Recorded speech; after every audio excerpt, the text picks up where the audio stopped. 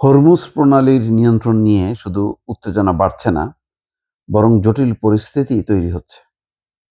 ইরানের নিয়ন্ত্রণে হরমুজ প্রণালী, তারা এই হরমুজ প্রণালীতে টোল বসাতে চায় জাহাজগুলোর নিরাপত্তা বা অন্যান্য সেবা দেওয়ার জন্য।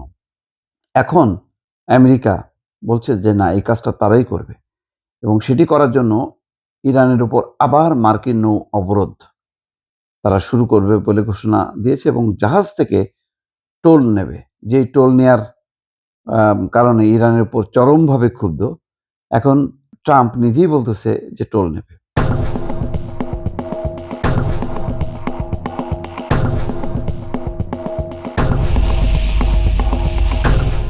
হরমুজ প্রণালীতে ইরানের উপর আবারও অবরোধ কার্যকরের ঘোষণা দিয়েছেন মার্কিন প্রেসিডেন্ট ডোনাল্ড ট্রাম্প। তার দাবি, হরমুজ প্রণালীর নিরাপত্তার দায়িত্ব নেবে যুক্তরাষ্ট্র।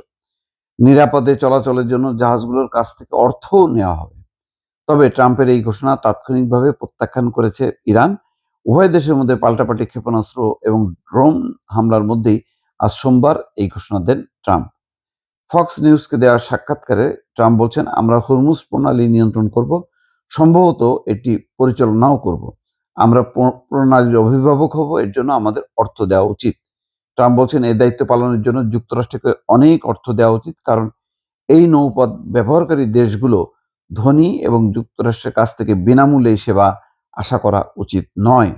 এর কিছুক্ষণ পর ট্রাম্প তার সোশ্যাল মিডিয়াতে বলছেন যে হরমুজ প্রণালীতে ইরানের বিরুদ্ধে যুক্তরাষ্ট্র আবারও অবরোধ কার্যকর করেছে। তিনি লিখছেন যে হরমুজ প্রণালীর অভিভাবক হিসেবে পরিচিত হবে যুক্তরাষ্ট্র।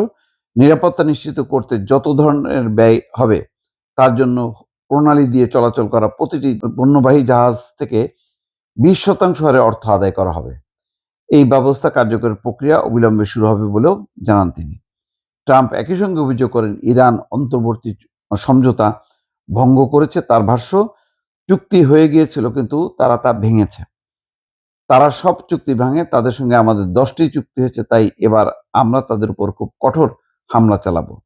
ট্রাম্পের এই বক্তব্যের জবাবে ইরান কি বলছে, বলছেন যে হরমুজ প্রণালীর ব্যবস্থাপনায় যুক্তরাষ্ট্রের কোনো ভূমিকা থাকতে পারে না। তিনি সতর্ক করে বলেন, যুক্তরাষ্ট্রের সঙ্গে কোনো ধরনের সহযোগিতা বা তাদের বাহিনীকে রসদ সরবরাহ ইরানের সার্বভৌমত্বের বিরুদ্ধে যুদ্ধ হিসেবে বিবেচনা করা হবে। এতে পুরো অঞ্চল সংঘাতে জড়িয়ে পড়তে পারে।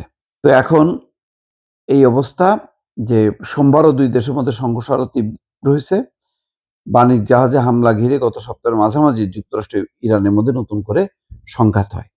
আসলে আলোচনা শেষ। এখন এই সংঘাতের মধ্য দিয়ে শেষ পর্যন্ত কোথায় যে দাঁড়াবে বোঝা যাচ্ছে না। দুই পক্ষই অনমনীয় অবস্থায় আছে। ফলে এই একটা হরমুজ প্রণালী নিয়ন্ত্রণ নিয়ে হয়তো একেবারেই আলোচনা ভেঙে যাবে। শুধু না, নতুন আকারে একটা যুদ্ধও শুরু হবে, যে যুদ্ধের মেয়াদ দীর্ঘমেয়াদী হতে পারে। দর্শক।